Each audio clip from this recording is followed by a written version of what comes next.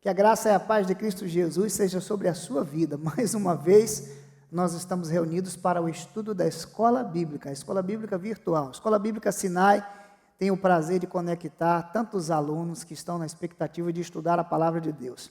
Temos estudado esse ano a série Doutrinas Bíblicas, e esse período estudando escatologia. O nosso tema de hoje será o julgamento final. Quero convidar você para orar e a partir desse momento conectar você com o coração de Deus, que o Espírito Santo de Deus nos dê direção nessa manhã. Obrigado, Senhor, por mais um dia, um novo momento de uma nova semana que o Senhor nos entregou. Queremos louvar o Teu santo nome, porque podemos dizer, Ebenezer, até aqui nos ajudou o Senhor. Pedimos, Senhor, o Teu discernimento para compreendermos, Senhor, as nuances da Tua palavra. Senhor, nós nos rendemos diante da Tua grandeza, da Tua glória e da Tua soberania. Que cada aluno que participa desta aula, nesta hora, seja alcançado por Tua verdade. Nós oramos e agradecemos, fazendo isto em nome de Jesus. Amém. Que coisa boa estarmos mais uma vez reunidos para esse tempo de estudo da Escola Bíblica. Você que esperou por esse momento, chegou a nossa hora de estarmos juntos. Nosso tema de hoje é o julgamento final. Eu quero começar esse tema com esse texto, que é o texto de Malaquias, no capítulo 2, o verso de número 17, que fala do anseio pela justiça de Deus. Quem lê Malaquias, do capítulo 2, quem lê o livro dos Salmos, do capítulo 73, o Salmo de Asaf, certamente vai encontrar essa indignação no coração humano e o anseio pela justiça de Deus. Esse texto diz assim: enfadais ao Senhor com vossas palavras e ainda dizeis, em que o enfadamos? Diz assim, nisto que dizeis, qualquer que faz o mal passa por bom aos olhos do Senhor, e desses é que ele se agrada. Ou onde está o Deus do juízo? Ora, essa descrição que está presente no livro do profeta Malaquias expõe esse sentimento que está no coração de cada pessoa, o anseio pela justiça, mas especialmente o povo de Deus, que por vezes se sentiu indignado diante da vitória dos homens ímpios, do sucesso dos homens maus. Esse mesmo sentimento está no Salmo de número 73. Por que que os ímpios prosperam?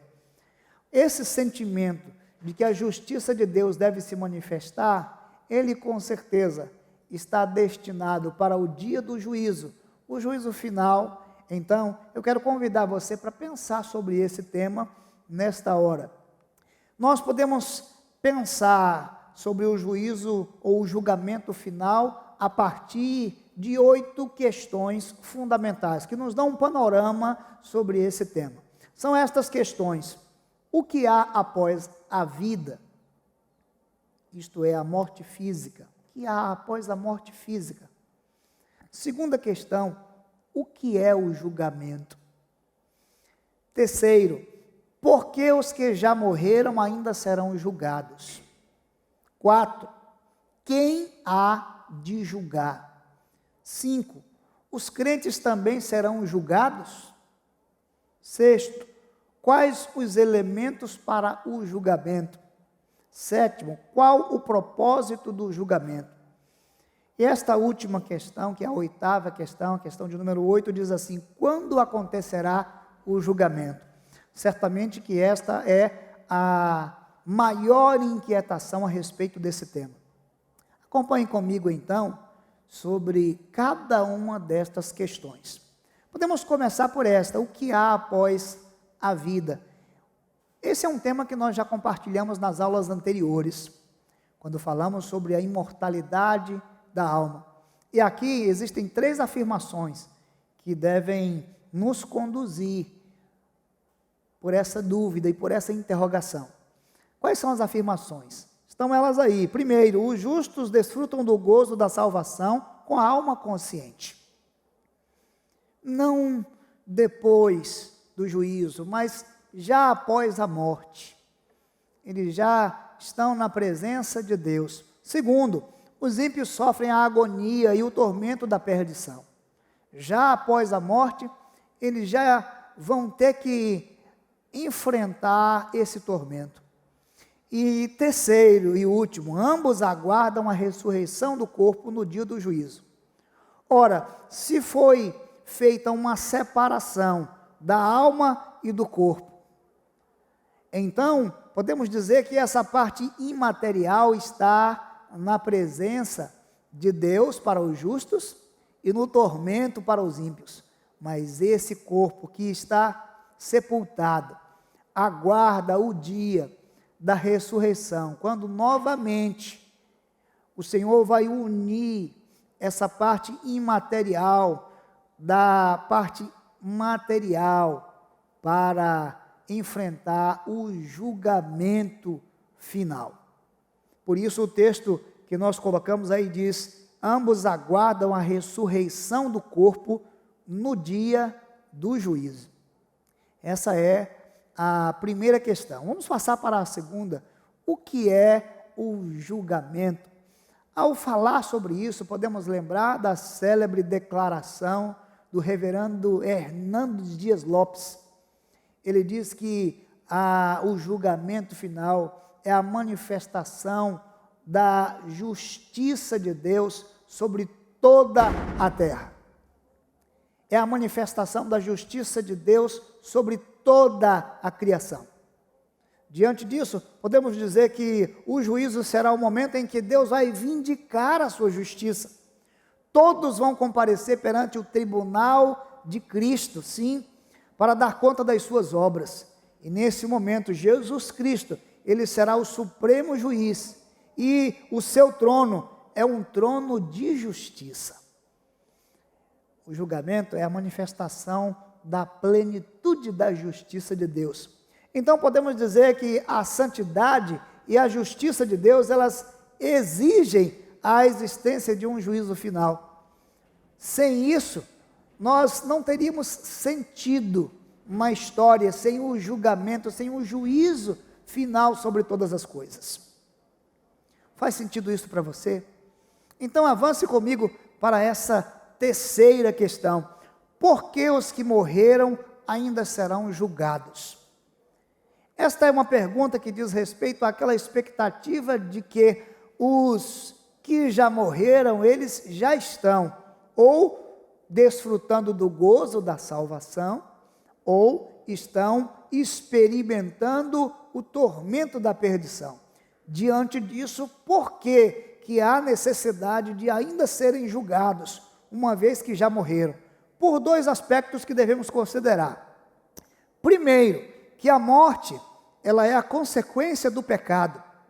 A morte não é o julgamento final. A morte física, ela entrou no mundo por causa da desobediência do homem. Então Romanos 6:23 diz que o salário do pecado é a morte. Nesse sentido, a morte é uma consequência do pecado, mas ela não é o julgamento final. É importante você compreender isso. Segundo, é preciso dizer que a Bíblia fala do juízo universal de Deus. Não o juízo para uma pessoa, mas o juízo para toda a criação. E o texto de 2 Coríntios, capítulo de número 5 e o verso 10, fala desse tribunal de Cristo.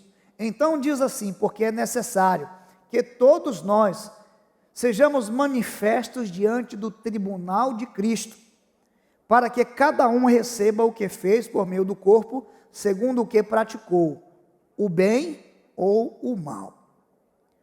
O juízo ou o julgamento final é o momento quando todos vão comparecer diante do tribunal de Cristo. Esta é a grande afirmação que podemos declarar. Ora, esse julgamento final, ele não acontece quando as pessoas morrem.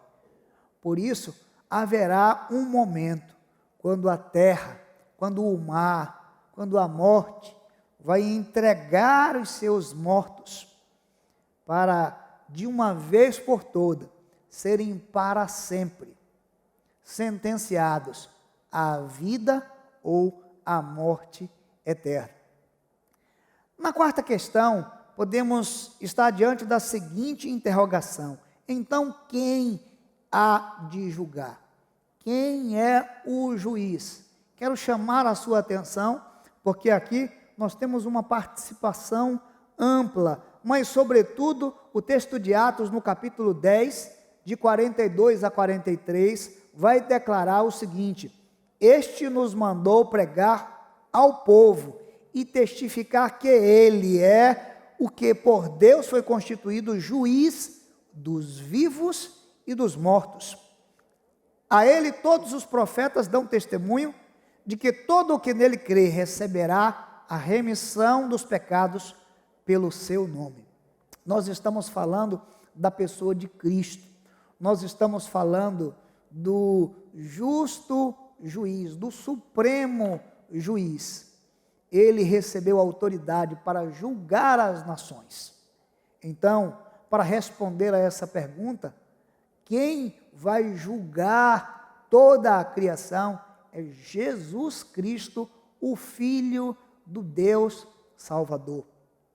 É bem interessante pensar sobre isso, porque como cristãos, nós aprendemos que Jesus é o nosso advogado.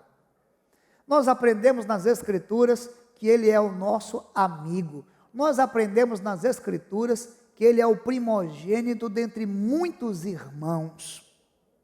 Então, enquanto estamos aqui, vivendo neste mundo, Jesus é o nosso advogado.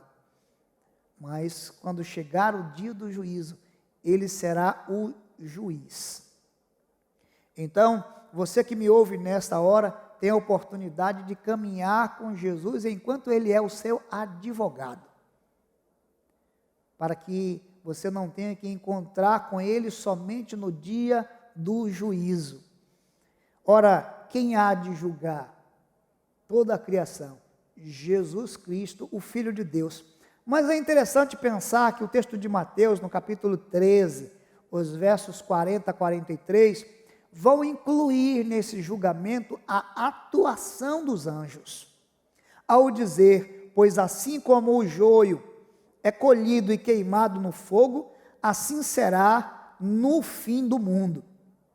Mandará o Filho do Homem aos seus anjos, e eles ajuntarão do seu reino todos os que servem de tropeço e os que praticam a iniquidade. Observe que o texto diz mais: e lançá-los-ão na fornalha de fogo, e ali haverá choro e ranger de dentes. Então os justos resplandecerão como o sol no reino do seu Pai. Quem tem ouvidos, ouça. Esta declaração que nós encontramos aqui, ela inclui o trabalho dos anjos na separação entre os justos e os ímpios no dia do juízo. Se pensarmos adiante em relação às palavras que Paulo usou na sua primeira carta, no capítulo 3, os versos 2 e 3, nós podemos encontrar aqui uma participação que não está tão claramente defendida nas Escrituras, mas ela está presente. E isso faz um sentido todo especial. Diz assim a palavra de Deus: ou não sabeis vós que os santos hão de julgar o mundo? Ora, se o mundo há de ser julgado por vós, sois porventura indignos de julgar as coisas mínimas? As próximas interrogações assim declaram: não sabeis vós que havemos de julgar os anjos? Ou mais, quanto mais as coisas pertencentes a esta vida? Ao fazer esta consideração, Paulo vai incluir até então a participação dos santos no julgamento que há de acontecer diante do tribunal de Cristo. E é claro que Paulo está escrevendo para irmãos da igreja de Corinto que estavam tendo que levar o seu próprio irmão diante do tribunal humano. Então Paulo está dizendo: como é que vocês estão levando os seus próprios irmãos para o tribunal humano, ele está dizendo: isso é prova de que vocês não estão conseguindo julgar as coisas mínimas entre vocês. Mas ele está dizendo: saibam de uma coisa, vocês vão julgar os santos, vão julgar o mundo, vão julgar os anjos. Então, consciente disso, vocês precisam aprender a julgar as coisas mínimas entre vocês. É claro que Paulo introduz um tema não tão claro, mas de alguma forma ele está dizendo que os santos também participam do julgamento. Não como quem é julgado, mas como quem vai exercer um juízo sobre as nações. Há muitas divergências sobre a interpretação desse conteúdo. Há aqueles que vão dizer que o testemunho e a fé dos cristãos, ela já serve de parâmetro para o julgamento de todos aqueles que, em condições iguais à dos cristãos, fez escolhas que os afastaram da presença de Deus. Seja como for, o próprio Jesus dá uma palavra de testemunho dizendo que, diante do grande tribunal de Deus, os santos também terão uma participação no julgamento. Podemos observar isso no Evangelho de Mateus, no capítulo de número 19 e o verso de número 18. Olha o que Jesus disse. Jesus lhes respondeu: em verdade lhes digo que, na regeneração, quando o Filho do Homem se assentar no trono da sua glória, vocês que me seguiram também se assentarão em 12 tronos para julgar as 12 tribos de Israel. 12 tronos faz referência, vamos dizer, a um representativo dos santos. Se unirmos a palavra de Paulo e o testemunho de Jesus, podemos compreender que o julgamento, ele é realizado por Cristo, o grande e supremo juiz, do seu trono de justiça. Mas também a participação dos anjos, que são enviados por esse grande juiz para fazer separação de todos aqueles que estarão diante do trono de Deus. Mas não dá para excluir essa participação dos santos, conforme as palavras de Paulo e as palavras de Jesus.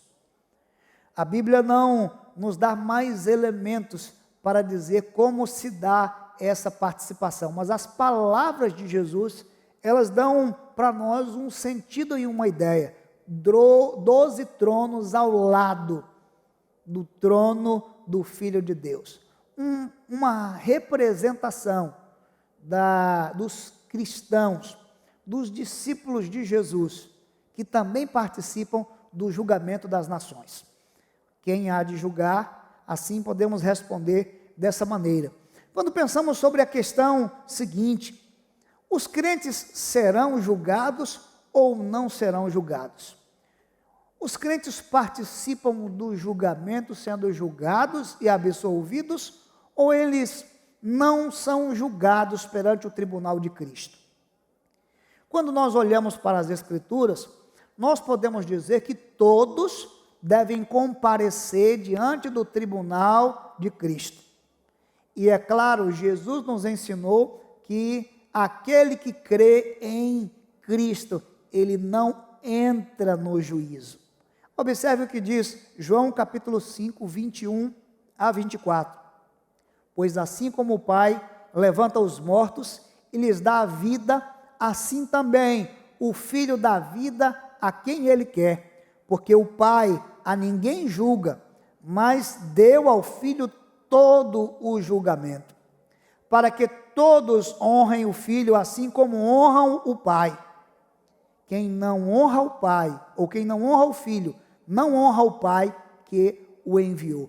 E observe com atenção agora esse trecho que diz: em verdade vos digo, que quem ouve a minha palavra e crê naquele que me enviou, tem a vida eterna, e não entra em juízo, mas já passou da morte para a vida.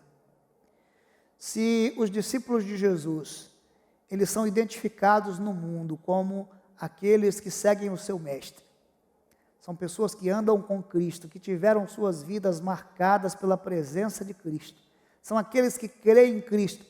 Não há nenhum sentido de experimentarem um julgamento, porque verdadeiramente eles já estão marcados pela justificação.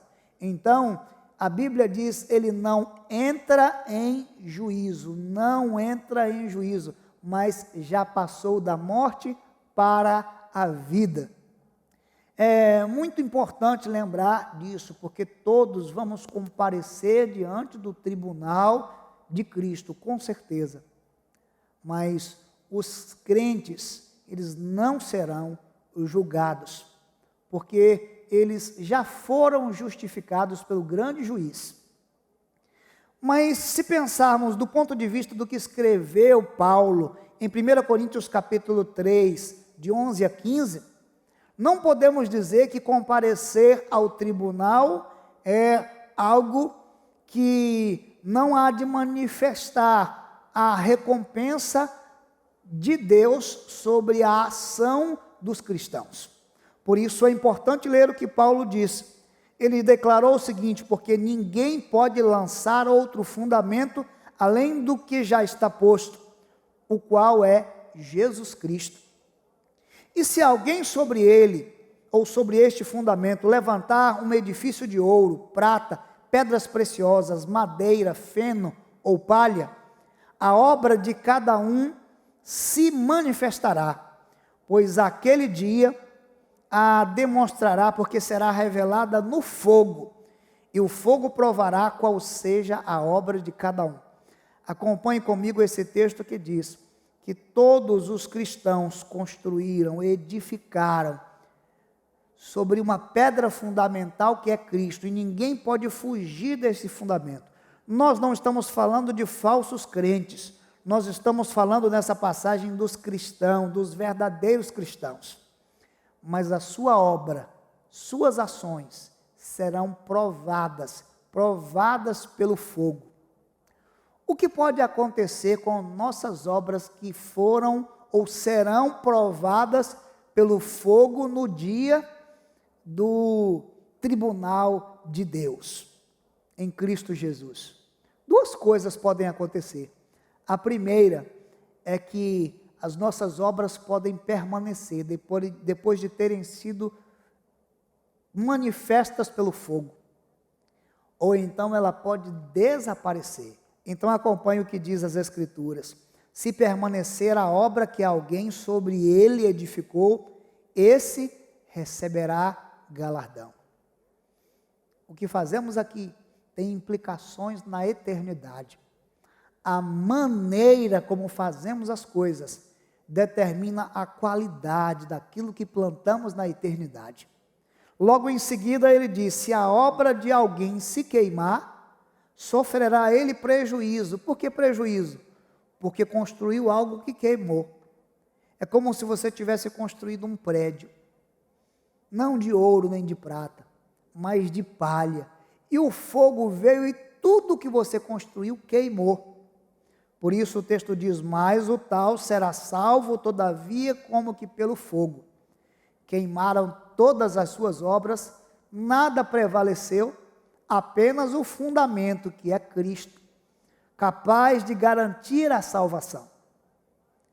Esta é uma declaração tão interessante, porque aqui nós não estamos falando de perder a salvação. Quando o fundamento é Cristo, ninguém jamais perderá a salvação. Mas quando o fundamento é Cristo, precisamos pensar em quais são as nossas ações dirigidas a Ele. Por isso, tudo que você faz deve ser feito para a glória de Deus. Por isso, tudo que você realiza deve pensar em que isso é feito como algo que está sendo colocado diante de Deus. Isso é o que nós podemos aprender na palavra do Senhor. Mas há uma outra declaração que deve tocar o nosso coração. 1 Coríntios 3, 8 diz assim: ora, uma só coisa é o que planta e o que rega, e cada um receberá o seu galardão segundo o seu trabalho. No tribunal de Cristo, todos nós vamos comparecer, mas as nossas ações, elas valem o galardão, que significa recompensa. A palavra galardão diz respeito à recompensa. A Bíblia nos ensina que aquilo que nós fazemos aqui para o reino de Deus encontra uma recompensa na eternidade. De maneira que, quando nós então falamos sobre esse tema, sobre o julgamento, não podemos dizer que os crentes serão julgados, mas eles serão considerados a partir das suas obras, para receber o galardão, ou então para experimentarem o que a Bíblia diz, o prejuízo de suas obras. Prejuízo das obras significa perdeu tudo o que fez. Muito embora não perca a salvação em Cristo Jesus. Isso chama a atenção para o tipo de trabalho que realizamos todos os dias para Deus. Uma sexta questão que está diante de nós é: quais são os elementos para o julgamento? Aqui nós podemos considerar 3 coisas essenciais. A primeira delas, a responsabilidade individual. O que conta no julgamento, no grande juízo de Deus, será a responsabilidade de cada pessoa diante de suas ações. Por isso podemos lembrar de Romanos, capítulo 14, o verso 12, que declara: assim, pois, cada um de nós dará conta de si mesmo a Deus.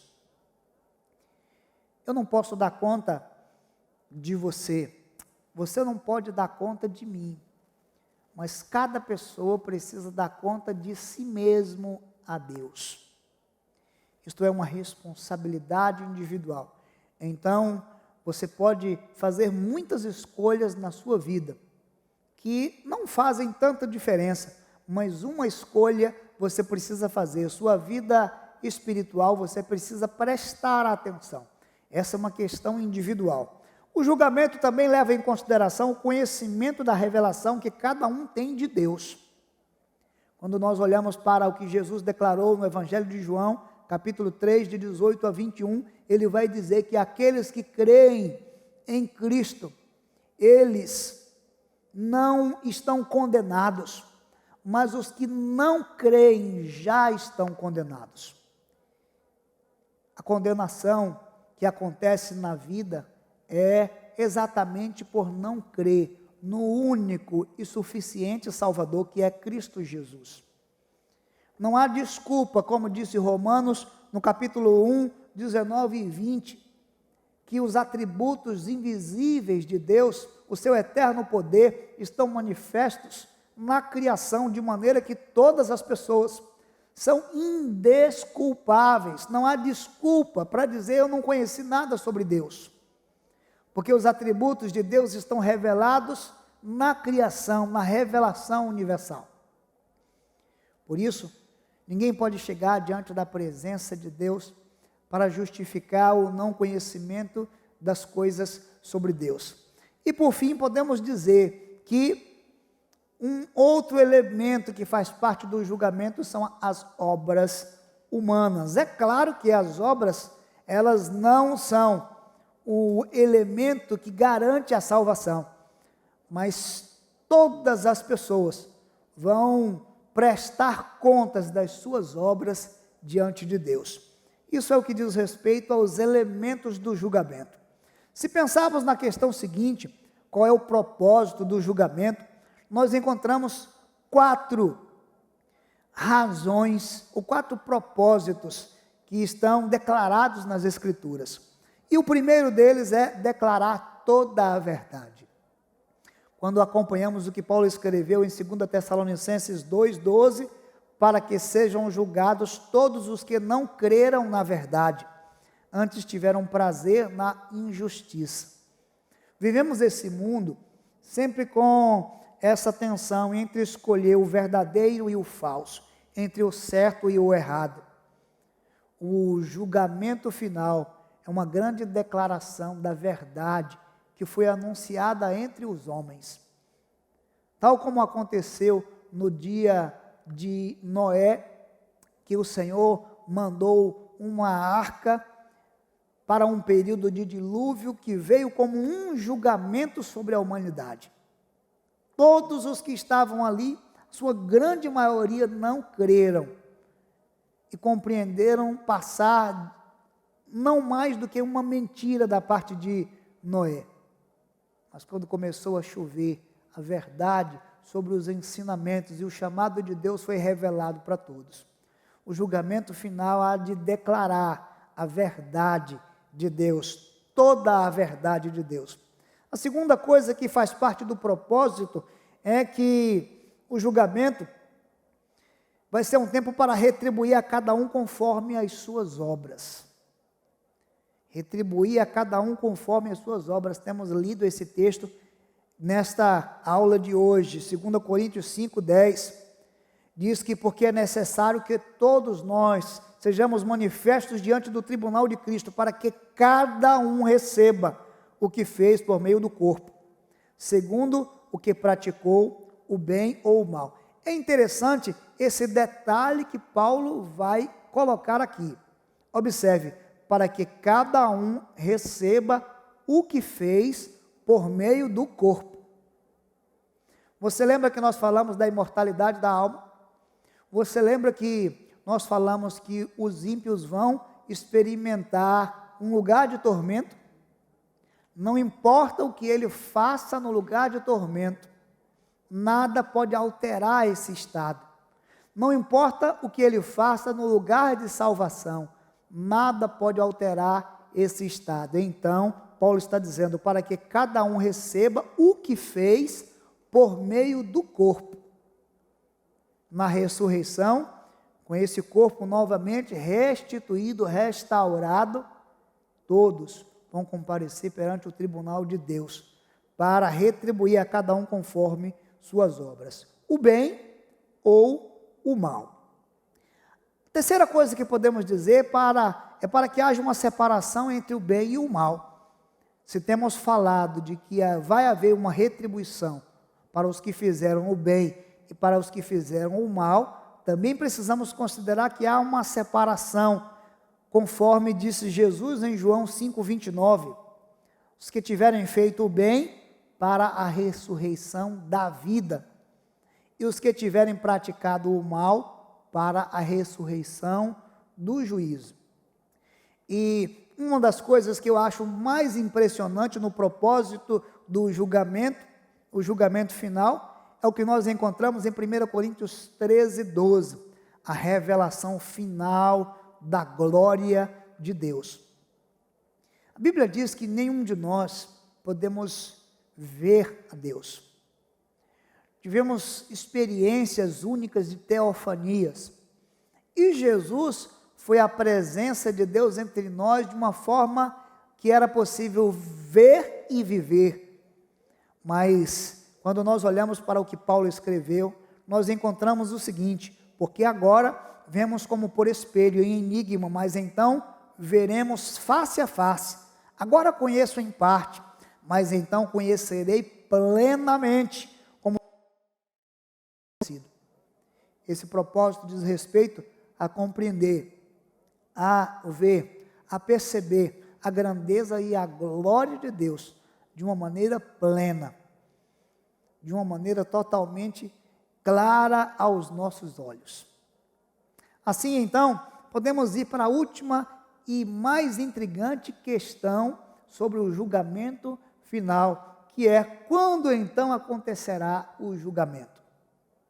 Quando nós olhamos para o texto de Apocalipse, capítulo 20, os versos de 11 a 15, nós podemos dizer que o julgamento vai acontecer após a ressurreição, ou imediatamente após a ressurreição dos mortos. Por isso, olha o que diz a declaração em Apocalipse 20, 11 a 15. E vi um grande trono branco, e o que estava assentado sobre ele, de cuja presença fugiram a terra e o céu, e não foi achado lugar para eles. E vi os mortos, grandes e pequenos, em pé diante do trono, e abriram-se uns livros, e abriu-se outro livro. Preste atenção nesse detalhe. E abriram-se uns livros, e abriu-se outro livro, que é o da vida. E os mortos foram julgados pelas coisas que estavam escritas nos livros, segundo suas obras. O mar entregou os mortos que nele havia, e a morte e o além entregaram os mortos que neles havia, e foram julgados cada um segundo suas obras. E a morte e o inferno foram lançados no lago de fogo. Esta é a segunda morte, o lago de fogo, e todo aquele que não foi achado escrito no livro da vida foi lançado no lago de fogo. Quando olhamos para esta revelação de Deus em Apocalipse, podemos encontrar tudo aquilo que falamos antes, porque nós estamos falando do grande dia do julgamento. Então há um grande trono branco, todos em pé diante do trono. E uma coisa muito importante é a ressurreição. Os mortos são devolvidos. A morte e o além, o mar, todos hão de devolver os seus mortos. Mas há uma descrição tão peculiar. Livros e um livro. Livros que registram as ações dos homens, e um livro, que é o livro da vida, que registra o nome daqueles que foram remidos, daqueles que foram comprados pelo sangue de Jesus. Então, quando nós pensamos sobre quando será o julgamento, só podemos afirmar que o julgamento ele vai acontecer quando Jesus voltar e quando houver a ressurreição dos mortos. Mas nesse julgamento é importante lembrar que os livros registram as ações dos homens. Livros e o livro da vida. Esses livros que ali estão postos diante da visão que João teve a respeito do grande trono branco, eles estão com o julgamento das ações de todos os que viveram sobre a terra. Você pode imaginar, tudo então está revelado no livro, o livro das ações. Mas há um livro diferente, o livro da vida. O livro aonde os nomes que ali estão escritos, eles tiveram suas ações purificadas, tiveram seus pecados perdoados. Então, quando pensamos sobre estas duas figuras, livros e livro, podemos crer que em ambas as situações, somente Jesus pode trazer verdadeira justificação sobre toda a humanidade. O livro das ações por si só, mesmo que sejam boas as ações, não pode garantir salvação. O livro da vida só pode estar ali escrito o nome daqueles que tiveram suas ações boas ou más diante da presença do Cordeiro, aqueles que viveram pela fé em Cristo Jesus. Por isso, certa vez, Jesus, recebendo os discípulos, depois de voltar de uma incursão e de uma missão, em que eles voltaram regozijados com o resultado do seu trabalho, eles disseram que em nome de Jesus os demônios se nos submetem. E Jesus diz: não se alegrem por isso, mas se alegrem por terem os seus nomes escritos no livro da vida. Podemos então pensar no grande julgamento de Deus como o dia em que nós vamos encontrar o que está escrito no livro da vida. O livro da vida não é uma chamada, o livro não é um julgamento, o livro da vida é uma chamada aos santos. O livro das ações é um livro de julgamento. Aqui está o que você fez. E diante da justiça e da santidade de Deus, não é o lugar da vida eterna que está destinado para estes. Então o texto diz: e a morte e o inferno foram lançados no lago de fogo. Esta é a segunda morte e o lago de fogo. E todo aquele que não foi achado escrito no livro da vida foi lançado no lago de fogo. Quando será esse dia? Esse é o único texto das Escrituras que fala sobre tempo. E fala sobre um tempo de 1000 anos. O capítulo 20 do livro da Revelação, do Apocalipse. Aí nós precisamos falar sobre o milênio, que é o assunto da nossa próxima aula. Mas agora é hora de você pensar que quando nós estamos lendo o livro de Apocalipse, especialmente no capítulo 20, nós estamos vendo um grande desfecho do julgamento de Deus sobre toda a criação. Então, acompanhe a nossa próxima aula para pensar sobre esse tempo que nas Escrituras está conhecido como 1000 anos, e nós vamos falar sobre o milênio. Por hora eu quero completar a nossa aula mostrando um diagrama para você, que dá uma visão de tudo isso que nós temos compartilhado. A primeira coisa que precisamos considerar é que essa figura representa eu e você. Eu e você que fomos criados por Deus. Deus nos criou. Mas a Bíblia nos ensina que o homem pecou.